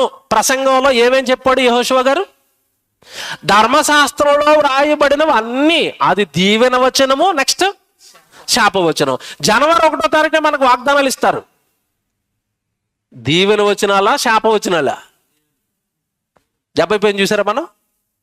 దేవుడు నిన్ను దీవిస్తాడు, దేవుడు నిన్ను ఆశీర్దిస్తాడు, నిన్ను తలగా ఉంచుతాడు తప్ప తోకగా ఉంచడు. నువ్వు అప్పిచ్చేవాడుగా ఉంటావు తప్ప అప్పు చేయవు. అప్పు లేని వాళ్ళు ఎవరు ఒక్క చేయొద్దండి. ఇక్కడ అప్పు లేని వాళ్ళు చేయొద్దండి. రతన్ టాటాకు కూడా అప్పులు ఉంటాయి, మీకు తెలుసో లేదో. జగన్మోహన్ రెడ్డి గారు కూడా బ్యాంకులో అప్పులు ఉంటాయి. అప్పు లేని మనిషి అంటూ భూమి మీద ఉండడు. అది పాత నిబంధనలో ఇశ్రాయేలుకి ఇచ్చినవి. ఇప్పుడు అవి నీ వినికిడిలో వర్ధిల్లవు.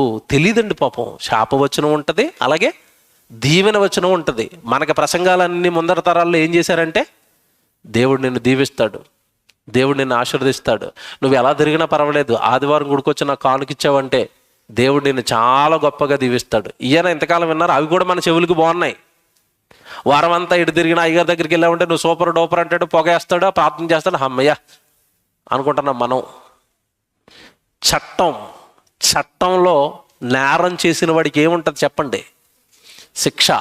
బైబిల్ కూడా చట్టమే. నువ్వు బాగుంటే దేవుడు నిన్ను ఆశీర్వదిస్తాడు. ఆశీర్వాదాలు లేవని చెప్పడం లేదు, దేవుడు నిన్ను దీవిస్తాడు. తప్పు చేస్తే దేవుడు ఏం చేస్తాడు? శిక్షిస్తాడు. ఇవన్నీ నేర్చుకోకపోతే నీ ఆత్మీయ జీవితం ఏమవుతుంది? అందుకే అంటున్నాడు పేతురు, నేను నీకు పరలోక రాజ్యపు తాళపు చెవిస్తానంటే జ్ఞానం. పేతురు గారిలో ఎంత మార్పు వచ్చిందో తెలుసండి, ఎంత గొప్పగా మారిపోయాడో తెలుసండి. జ్ఞానం వస్తే మనిషి మారుతాడండి. వాక్యం వింటేనే మీరు మారతారు. జ్ఞానం వచ్చిన తర్వాత పేతురు గారు ఎలా మారిపోయాడు తెలుసా? నాకు టైం అయిపోయింది, జ్ఞాపకం చేస్తూ వెళతాను, మీరు ఆలోచించండి. యేసుక్రీస్తుల వారిని పట్టుకోవడానికి సైన్యం వచ్చేసింది. అప్పుడు పేతురు గారు మొలలో కత్తి ఉంది. ఏం చేశాడు? పట్టుకోవడానికి వచ్చిన సైనికుడు చెవి తెగ నరికాడు. ఎవరు? అలా ఉన్నాడు స్టార్టింగ్లో. రోషం, కోపం, ఉడుదుడుకు, మా ప్రభువునే పట్టుకుంటారని వేసాడు, అంతే వచ్చినోడిని. యేసు అన్నాడు, పేతురు వద్దయ్యా, కత్తి పట్టుకున్నవాడు కత్తితోనే నశించిపోతాడు, మనం అలా చేయకూడదని. యేసు ఎంత మంచోడు చూడండి. సైనికుడు వస్తే ఏమన్నా ఈయన శిష్యుడు కోపంతో నరికేస్తే మళ్ళా చెవి తీసి అలాగ అతికేసి వాడిని దీవించాడు. ఏమి యేసు అండి బాబు! సైనికుల చెవులు కూడా అతుకుతారా? మిమ్మల్ని ఎవడన్నా పోలీసుడు తరుగుతూ అలా కింద అడిపోయాడు అనుకోండి, బలిగా ఇంద్రా అంటావా అనవా? పోలీసుడు తరుగుతున్నాడు అండి, తరుగుతూ మీరు పరిగెడుతున్నారు, కింద అడిపోయాడు, రక్తం కారిపోతుంది, ఏమంటాం చెప్పండి? అప్పుడు బాగా అయింది నీకు. యేసు అలా అతికేసి వాడిని క్షేమంగా పెట్టి, వద్దు పేతురు, నేను రక్షణకి వెళ్ళాలి కదా, మీ అందరికీ రక్షణ ఇవ్వాలి కదా, అందుకే ఇదంతా జరుగుతుంది, నువ్వు ఎందుకు ఆవేశపడతావు అన్నాడు. ఇప్పుడు మాట చెప్పనండి, స్టార్టింగ్లో కత్తి పట్టి చెవి నరికిన పేతురు గారు పత్రికలు రాస్తూ ఏమని రాశాడు తెలుసా? మీరు శాంతమూర్తులు అయిపోండి బాబు అన్నాడు. మీరు శాంతంగా ఉండండి బాబు, మీరు ప్రేమ కలిగి ఉండండి బాబు, మీరు దీర్ఘశాంతం కలిగి ఉండండి బాబు. జ్ఞానం లేనప్పుడు నేను కత్తెట్టుకుని తిరిగాను బాబు, జ్ఞానం వచ్చిన తర్వాత మారిపోయాను అన్నాడు. అంటే మనిషి మారాలి అంటే మనిషికి రావాల్సింది ఏంటి చెప్పండి? ఇప్పుడు జ్ఞానం. కత్తితో తెగనరికిన ఆయన 2వ పత్రిక వచ్చేసరికి ఒక మాట రాశాడు, ముగించేస్తాను, ఆ మాట చూసుకోండి ఎంత బాగుంటుందో. 2వ పత్రిక 3వ అధ్యాయం 13వ వచనం చూడండి. పేతురు గారు రాసిన 2వ పత్రిక 3వ అధ్యాయం 13వ వచనం. అయినను మనం ఆయన వాగ్దానమును బట్టి కొత్త ఆకాశము కొరకును కొత్త భూమి కొరకును కనిపెట్టుచున్నాము. మనం ఆయన వాగ్దానం. ఎవరు వాగ్దానం చెప్పండి? యేసుక్రీస్తు వాగ్దానం చేశాడు కదా, నిత్యజీవం ఉంది, పరలోకం ఉంది అని. ఆ వాగ్దానమును బట్టి మనం ఎదురు చూస్తున్నాం కనుక, నిత్యజీవానికి మనం వెళ్ళిపోతాం కనుక, దేవుడు వాగ్దానం చేశాడనే ఖచ్చితంగా మనకిస్తాడు కనుక, మనం ఆయన వాగ్దానమును బట్టి కొత్త ఆకాశం కొరకు కొత్త భూమి కొరకు కనిపెట్టుచున్నాము గనుక వాటి యందు నీతి నివసించును. ప్రియులరా, వీటి కొరకు మీరు కనిపెట్టువారు గనుక శాంతము గలవారై. అబ్బా, నరికేసి నేను పత్రిక ఏమని రాస్తున్నాడు? శాంతమూర్తులుగా ఉండండి. నాకు తెలియనప్పుడు కూడా లోకంలో ఏముందని పగలు కక్షలు, మరి ఆ రోజు సైనికుడు చెవి నేను నరికేశాను బాబు, ఈ లోకంలో ఏమీ లేదు, తర్వాత అర్థమైంది నాకు జ్ఞానము, అసలైంది పరలోకం, ఆయన వాగ్దానం, అక్కడికి వెళ్ళాలంటే ఇలాంటి మర్డర్లు, ఇలాంటి హత్యలు, ఇలాంటి క్రూరాలు నేరాలు ఏమి చేయకూడదు, ఏదో మాకు ఆ రోజు జ్ఞానం లేక చేసేసాం కనుక యేసుప్రభు మమ్మల్ని క్షమించుకున్నాడు. ఇప్పుడు మేము ఏమైపోయింది తెలుసా? జైల్లో వేసి మమ్మల్ని కొట్టారు, తిట్టారు, నరికేస్తామన్నారు, చంపేస్తామన్నారు. మా దేహాలను మా ప్రాణాలను అర్పించడానికి సిద్ధపడ్డామే తప్ప ఏనాడు ఎవడి మీద తిరిగి మళ్ళీ మేము కత్తి ఎత్తలేదు. ఎత్తాడా కత్తి? మళ్ళీ వేసి వెళ్ళిపోయిన తర్వాత పేతురు గారు ఏమైనా కత్తి ఎత్తాడా? ఎత్తలేదండి. మారిపోయాడా? మారిపోయాడు. వాక్యాన్ని నమ్మితే మారిపోతామండి తెలుసా? వాక్యాన్ని నమ్మితేనే మారతాం. పేతురు గారు వాక్యాన్ని నమ్మాడు కనుక ఏమైపోయాడు? మారిపోయి అంటున్నాడు, మీరు శాంతము గలవారై శాంతమూర్తులు అయిపోండి అన్నాడు. చివరిగా ఏమంటే ఇదే 2వ పత్రికలో మొదటి అధ్యాయానికి వద్దాం. మొదటి అధ్యాయం 12 నుంచి చదువుకుని ముగించేద్దాం. చూడండి, 12 నుంచి చదువుతాం చూడండి. 2వ పత్రిక మొదటి అధ్యాయం 12. కాబట్టి ఈ సంగతులు తెలుసుకుని మీరు అంగీకరించిన సత్యమందు స్థిరపరచబడి ఉన్నాను, వీటిని గూర్చి ఎల్లప్పుడూ మీకు జ్ఞాపకం చేయుటకు సిద్ధముగా ఉన్నాను. మరియు మన ప్రభు అయిన యేసుక్రీస్తు నాకు సూచించిన ప్రకారము నా గుడారమును త్వరగా విడిచిపెట్టవలసి వచ్చేనని ఎరిగి నేను ఈ గుడారములో ఉన్నంత కాలము ఈ సంగతులను జ్ఞాపకం చేసి మిమ్మల్ని రేపుట న్యాయమని. చూసారా, నేను విశ్వసించిన దాన్ని చివరిలో ఉన్నాడండి. ఇక నేను వెళ్ళిపోతాను, చచ్చిపోతాను, నాకు మరణం సిద్ధంగా ఉంది.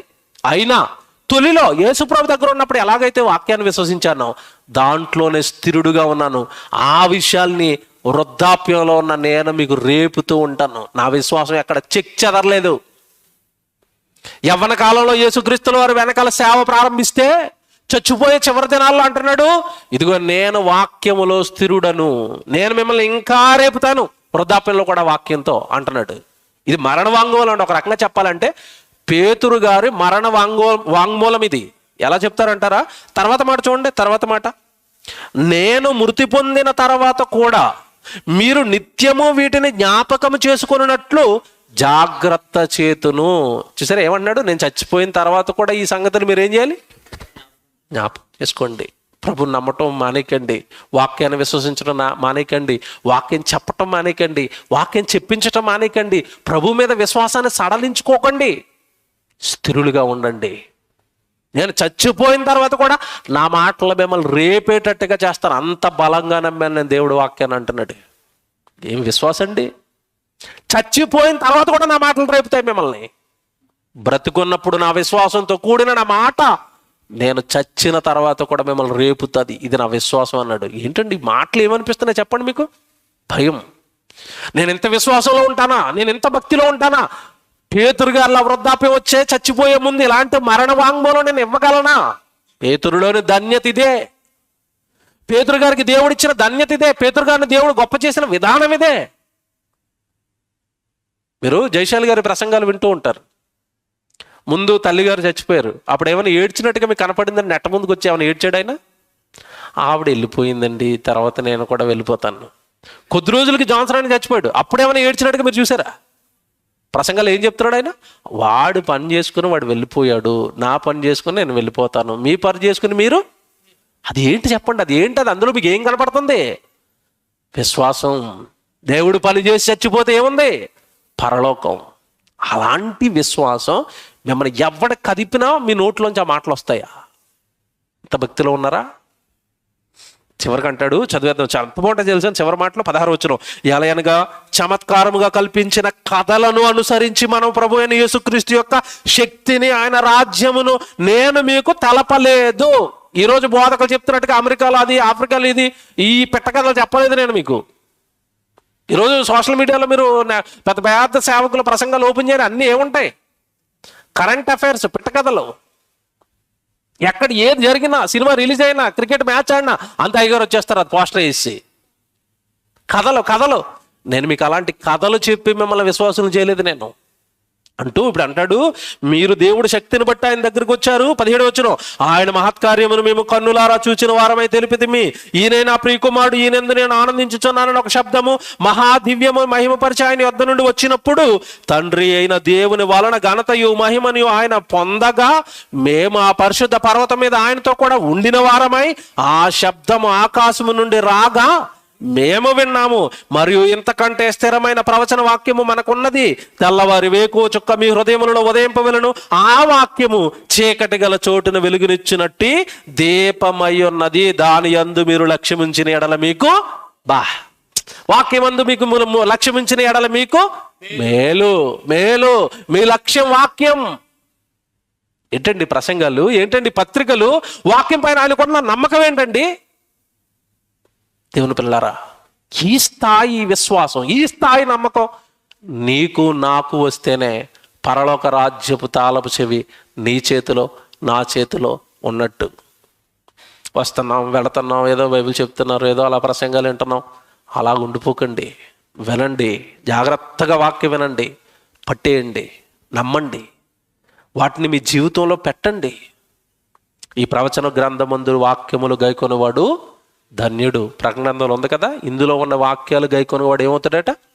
ధన్యుడు. మీరు ధన్యులు అవ్వాలి అంటే పేతురు గారి వాక్యాన్ని మీరు కూడా నమ్మాలి. ఓకే.